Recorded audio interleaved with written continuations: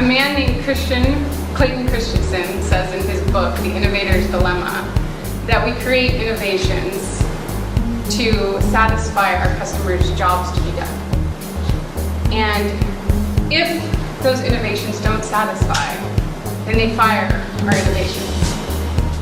We don't want to get fired, not our ideas and not our hard work.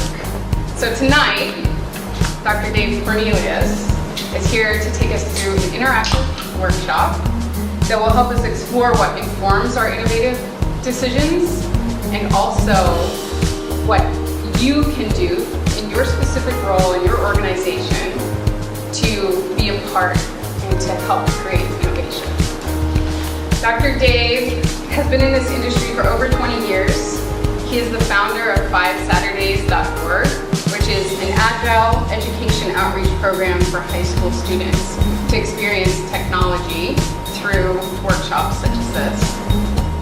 And he's the author of the book Elastic Minds, What Are You Thinking? And he produces a podcast that can be found on iTunes and Google Play. We're excited to have him with us tonight. Welcome, Dr. Dave. Take the idea that you just came up with, the innovation that you just came up with, and we're going to build an empathy map, and I want you to think of who will use your innovation.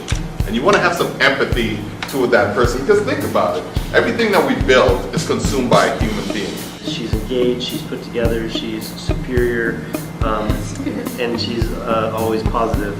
She is afraid of forgetting something important, and what she wants is a personal AI secretary to manage all of her notes and events for her. Tendencies is that we start in a creative space. We start with a dream of an idea, and we take that and we grow that forward as we bring this forward to the market space.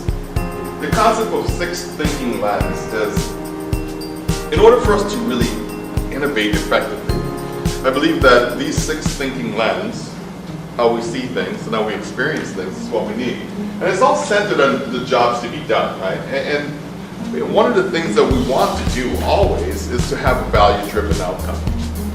Something of value. And it's the way I believe that we use to go forward and build great products. I think it's really important as we're innovating to use empathy maps to really dig in about our customers. I don't care what level you are in the organization. I think anyone can build an empathy map, right? And really understand or even project.